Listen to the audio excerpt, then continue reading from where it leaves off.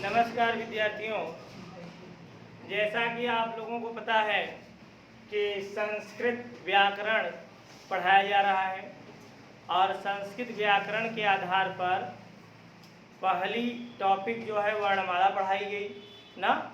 फिर उसके बाद बोलो माहेश्वर सूत्र प्रत्याहार प्रकरण और वर्ण उच्चारण स्थान बताया गया। अब इसके बाद आप लोगों को संधि प्रकरण पढ़ाया जा रहा है। संधि में स्वर संधि, संधि 3 प्रकार की थी, स्वर संधि, व्यंजन संधि और विसर्ग संधि। स्वर संधियों में कुल 8 संधियों के प्रकार आपको बताए गए। बोलो याद है? दीर्घ स्वर संधि, गुण स्वर संधि, वृद्धि स्वर संधि, यण स्वर संधि, आयाति स्वर संधि, पूर्व रूप स्वर संधि, पर रूप स्वर संधि और प्रकृति भाव स्वर संधि। ठीक, इसके आधार पर आप लोगों को 5 संधियां पढ़ाई जा चुकी हैं। कौन कौन? दीर्घ स्वर संधि, वृद्धि स्वर संधि, गुण स्वर संधि, यण स्वर संधि और आयादि स्वर संधि। ये 5 स्वर संधियां आप सभी मित्रों को पढ़ाया जा चुका है। जिस किसी भी सज्जन या सज्जनी को आ रहा हो तो अच्छी बात है, और नहीं भी आ रहा हो तो पिछली कक्षा की सारी रिकॉर्डिंग वह देख करके अपना फेयर नोट्स रख या जो कुछ भी बनाना चाहता है जल्द से जल्द जो है बना ले। क्यों? क्योंकि 3 संधियां और बची हैं, पता है ना। आयादि 5वीं थी।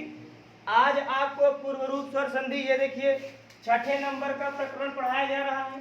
ठीक है, पूर्व रूप। इसके बाद पर रूप स्वर संधि और प्रकृति भाव स्वर संधि पढ़ाई जाती है। आप ध्यान दीजिएगा, इसको छोड़ करके 2 संधियां और बची हैं। 2 संधियों को पढ़ाने के बाद इस संधि, वर्ण प्रत्याहार, उच्चारण स्थान, माहेश्वर सूत्र और वर्णमाला। वर्णमाला जैसे स्वर था, व्यंजन था और विसर्ग अनुस्वार। स्वर में ह्रस्व स्वर, दीर्घ स्वर, प्लुत स्वर। व्यंजन में स्पर्श व्यंजन, अंतस्थ व्यंजन, पुष्प व्यंजन, संयुक्त व्यंजन और अनुस्वार। ये तमाम प्रकार के जो भी टॉपिक पढ़ाए गए सब के आधार पर कम से कम 500 प्रश्नों की प्रश्नावली लेकर के आने वाले हैं हम लोग। कितने? 500 प्रश्नों की प्रश्नावली बनने वाली है। ध्यान दीजिएगा, 100 करके 50-50 करके आपको दी जाएगी। तो अभी आपके पास बहुत ज़्यादा समय नहीं बचा है। पूर्व रूप स्वर संधि पढ़ाने के बाद मैं पर रूप स्वर संधि, जानते हैं आप लोग, कल खत्म हो जाएगी और परसों प्रकृति भाव। इसके बाद 1 दिन की छुट्टी रहेगी। ठीक, मैं किसी कारणवश नहीं पढ़ा पाऊंगा। उसके बाद जब मैं उपस्थित होऊंगा तो आप लोगों के सामने केवल और केवल प्रश्नों का अंबार चलेगा। अभी भी समय है, आप जितनी संधियां पढ़े हैं उसको अच्छी तरह से दोहरा लीजिए। और इसी कड़ी में आइए अब हम आप लोगों के सामने एक 6वीं संधि है जो स्वर संधि में ही जुड़ी है। पूर्व रूप स्वर संधि इसका नाम है। क्या नाम है? क्या नाम है? पूर्व रूप स्वर संधि। क्या नाम है? पूर्व रूप स्वर संधि का देखिए ये जो सूत्र है क्या है? 3 बार पढ़िए इसे। एंगा पदांतादति, एंगा पदांतादति, एंगा पदांतादति। ठीक, यह एंगा पदांत। एक बात मैंने आप लोगों को जब संधि पढ़ा रहा था बहुत पहले ही बताया था, जिस दिन संधि पढ़ा उसी दिन बताया था। जैसे लिखा है कि दीर्घ स्वर संधि, आयादि स्वर संधि, गुण स्वर संधि या फला ढेका प्रकार की बहुत सी संधियों का नाम, लेकिन इनका नाम कहीं लिखा नहीं गया है पाणिनि के। ध्यान दीजिएगा, उन पाणिनि के अष्टाध्यायी में क्या चलता है? सूत्र चलता है। अगर आप ध्यान दीजिएगा कहीं लिखा रहे, मान लीजिए इको यणच, क्या लिखा रहे? तो आप कौन सी संधि मानेंगे? तुरंत आप समझ जाइएगा, इक यण अच, इको या रचि। तो ध्यान दीजिएगा, आप सूत्र याद करने का प्रयास कीजिए। ठीक है, इसके आधार पे आप ध्यान दीजिएगा। ये पूर्व रूप स्वर संधि जिसका सूत्र क्या है? एंगा पदांतादत, ये एंगा पदांतादत किस सूत्र संख्या का है? 6 पक्का? 6 6 1 109 का मतलब क्या है? बोलिए बोलिए। महर्षि पाणिनि द्वारा विरचित अष्टाध्यायी के 6वें अध्याय का पहले पाद का 109वां सूत्र, जिसका नाम क्या है? एंगा पदांतादत। एंगा पदांतादत किस संधि के अंतर्गत आता है? बोलिए। स्वर संधि के अंतर्गत आता। ऐसे ही प्रश्न आएंगे परीक्षा में, ऐसे ही आएंगे प्रश्न। एंगा पदांतादति नामक सूत्र किस संधि के अंतर्गत आता है? तो एंगा पदांतादति व्यंजन नहीं है, विसर्ग नहीं है। किस संधि के अंतर्गत आता है? स्वर संधि का ही एक भाग है ना ये। प्रश्न बनेगा कि नहीं बनेगा? याद रखिएगा। अगला देखिए, अगर आप पूर्व रूप स्वर संधि, ध्यान दीजिएगा, अगर आप पूर्व रूप स्वर संधि पढ़ रहे हैं तो इसका सूत्र क्या रखा गया? एंगा पदांतादत रखा गया। ये आपको पता है। अगर एंगा पदांतादत रखा गया तो ये एंगा पदांतादत है क्या? आइए पहले इसे ध्यान देते हैं। तो देखिए, लिखा है सूत्र विश्लेषण, सूत्रों का लेखा जोखा। सूत्रों का लेखा जोखा कहने का मतलब यह है कि सूत्र में क्या लिखा गया। एंगा पदांतादत, जब सूत्र एंगा पदांतादत ये सूत्र है तो आखिर इसका मतलब क्या है? तो देखिए, इसमें कुल 3 शब्द हैं। कौन कौन? एंग, पदांतात और अति। ये देखिए, एंग एक क्या है? प्रत्यय।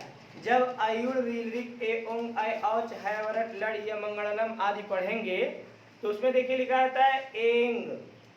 एंग माने ए ओंग, आयुड़ रील रिक लिखेंगे, समझ जाएंगे।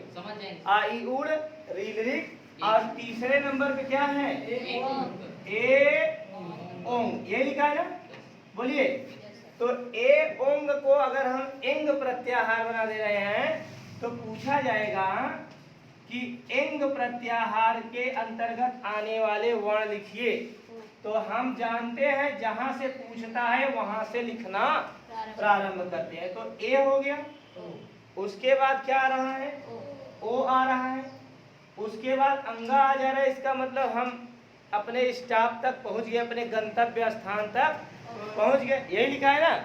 तो देखिए, अब ये आप जान गए कि एंग प्रत्याहार के अंतर्गत आने वाले कुल 2 वर्ण होते हैं। कितने होते हैं? 2। कितने वर्ण होते हैं?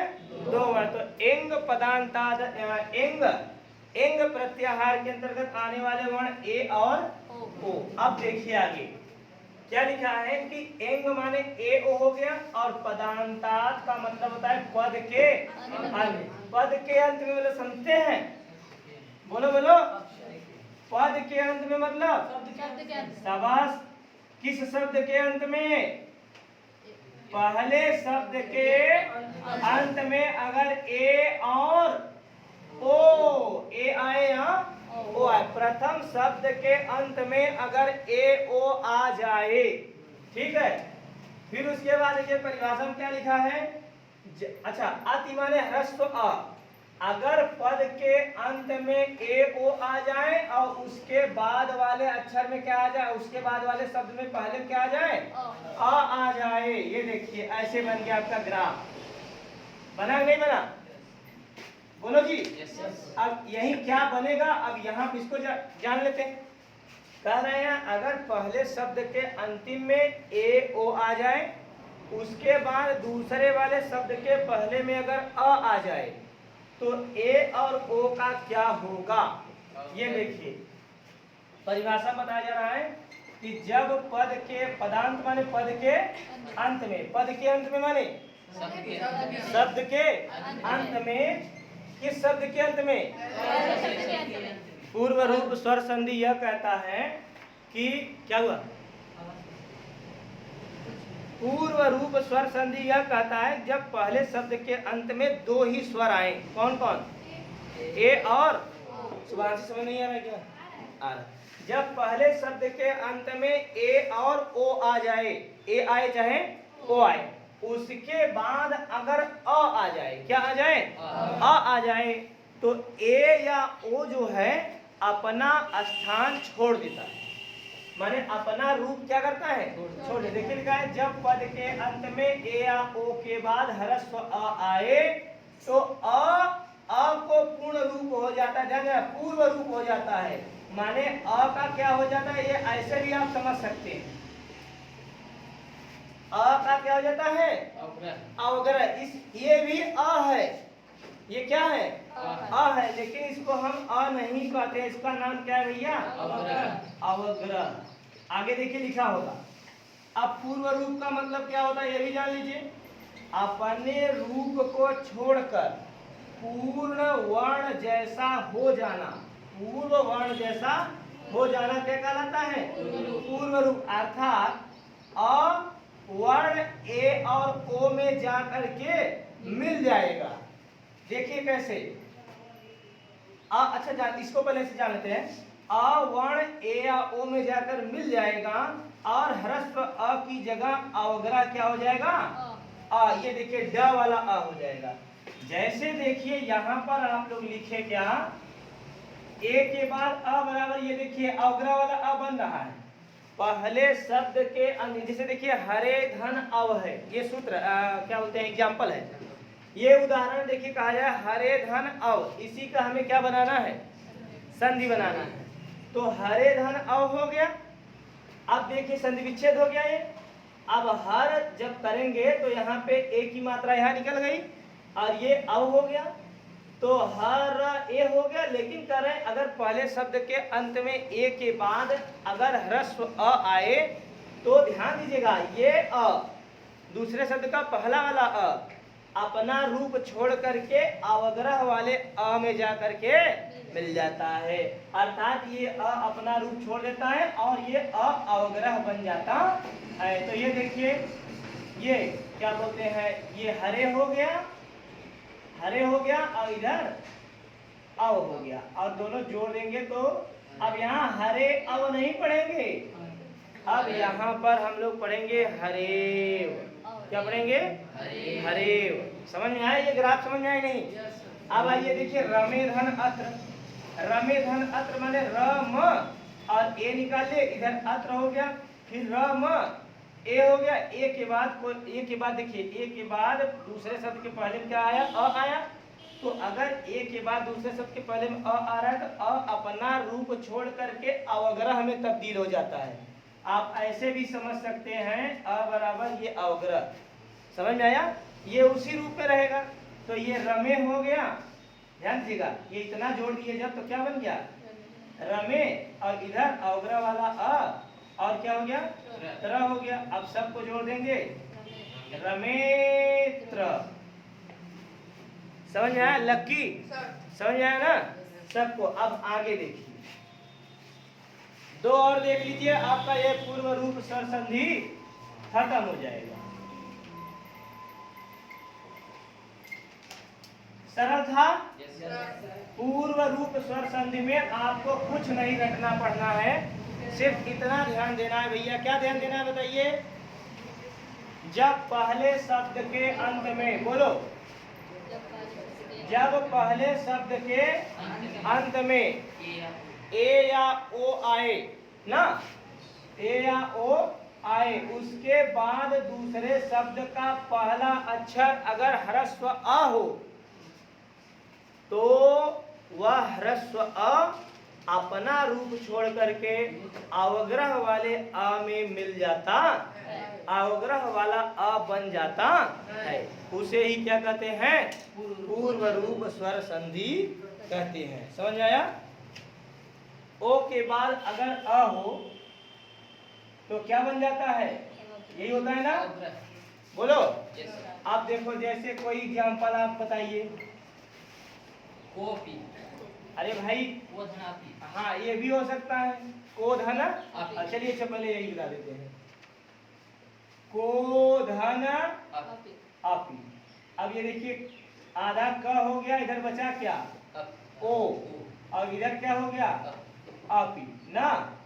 ये देखिए क, ओ से हमें मतलब ही नहीं है कि है, बोलो क्या मतलब है, ओ से नहीं मतलब है, केवल इतना देखना है कि ओ के बाद अगर अवग्रह कहीं आ रहा है तो ये ओ अपने रूप में कोई परिवर्तन नहीं होगा, ये दूसरे में परिवर्तन। याद रखा जाए, एक बात जरूर याद रखा जाए कि ये पहली स्वर संधि ऐसा है छठवां जौने में, ध्यान दिया, पहला अक्षर पहले शब्द का पहला में कोई परिवर्तन नहीं हो रहा है, बल्कि केवल और केवल इकलौता है जो कि इसमें दूसरे में परिवर्तन, पहला एकदम साइलेंट बैठा है, पहले से कोई मतलब है ना। यह देखा यार, ये चीज या फेल लिख दिया, क्या लिख दिया को, और ये अवग्रह वाला ये अ जो है ओ के बाद अ आया है, इसलिए अ का क्या हो गया, ये अवग्रह वाला अ हो गया। अब ये देखा अपने रूप में आएगा को, और इधर ये ऐसे जोड़ दिए और कह दिए। अब ये देखिए को पी के जगह, सॉरी यहाँ पे पी रहेगा ना, ऐसे रहेगा, ठीक। अब ये देखिए आपका क्या बन गया, अब वहां पे कोपी, देखिए को धन अपी पढ़ते थे, अब यहाँ पे हम दोनों को जोड़ दिए, क्या बन गया कोपी। थोड़ा सा तेज में कहेंगे कोपी, क्या कहेंगे कोपी। अब ध्यान दीजिएगा, किसी भी शब्द के बीच में ये लगा रहेगा तो आप खुद ही जान जाएंगे कौन सी संधि है इसमें। लेकिन अगर ध्यान दीजिएगा, कह दिया गया कि बालको धन अपि,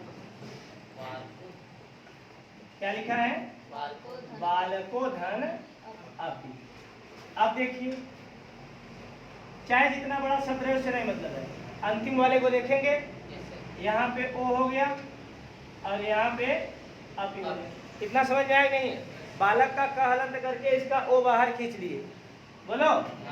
अब इससे देखो मतलब नहीं है बालक से, और ओ इधर है, ओ के बाद अगर अ आए तो ये अवग्रह वाले अ में चला जाएगा। अब यहाँ पे हो गया आपका बालको, और इधर सब जोड़ दिए बालकोपी,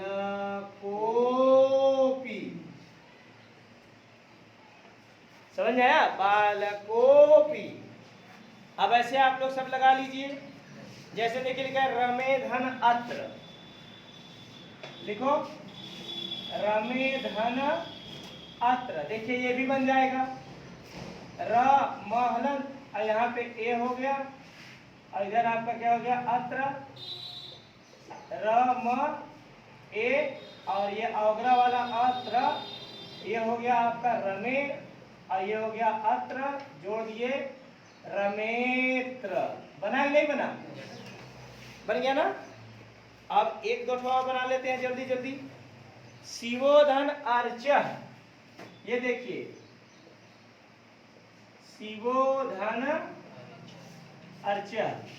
अब देखिए शिव, इधर क्या हो गया ओ, इधर अर्च सी व। अब ये ओ है, ये ओ से कोई मतलब है क्योंकि ओ के बाद हमें अ देखना है, अवग्रह वाला अ, ऐसे बन गया आपका, बना ही नहीं, बोलो जी। शिवो हो गया, इधर अर्च्य हो गया, सबको जोड़ दिया शिवोर्च्य, बन गया ना शिवोर्च्य। लकी समझ में आ रहा है? ये आपकी थी पूर्व रूप स्वर संधि। हमें पूरा उम्मीद है कि आप सभी लोगों को पूर्व रूप स्वर संधि समझ में आ गया होगा। यहाँ पे आप जो है पूर्व रूप स्वर संधि का सूत्र और इसकी सूत्र संख्या देखिए, और ये सूत्र विश्लेषण देख लीजिए कि एंगा पदांतर मतलब क्या होता है।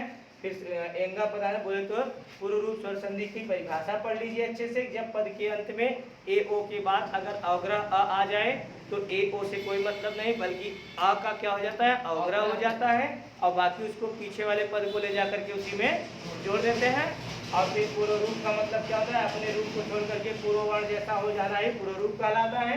संक्षेप में देखिए जिसे बताया गया एंग, एंग का मतलब हो गया ए धन ओ, दो में से एक, और इधर अ, तो ये अ जो है अपना रूप छोड़ करके ऐसे हो जाएगा। ठीक, एग्जाम्पल आपको यहाँ बताया गया। इसी के आधार पर पूर्व रूप स्वर संधि की जितने भी उदाहरण हैं आप उनको अच्छी तरह से लगाइए। अगर आपको लगाने का क्रम आ गया है, सही तरीका आ गया है, आप लगा ले रहे हैं, आपका संधि से विच्छेद और विच्छेद से संधि हो जा रही है, तो समझ लीजिए कि आप पूर्व स्वर संधि के मालिक हो गए हैं, अर्थात आपको आ गया ठीक है। चलिए अब आप लोग ध्यान दीजिएगा, कल की कक्षा में आप लोगों को 7वीं स्वर संधि पढ़ाई जाएगी जिसका नाम क्या है, पर रूप स्वर संधि, और उसका सूत्र क्या है, सूत्र क्या है, एंगी पर रूपम। क्या नाम है, एंगी पर रूपम। याद है ना।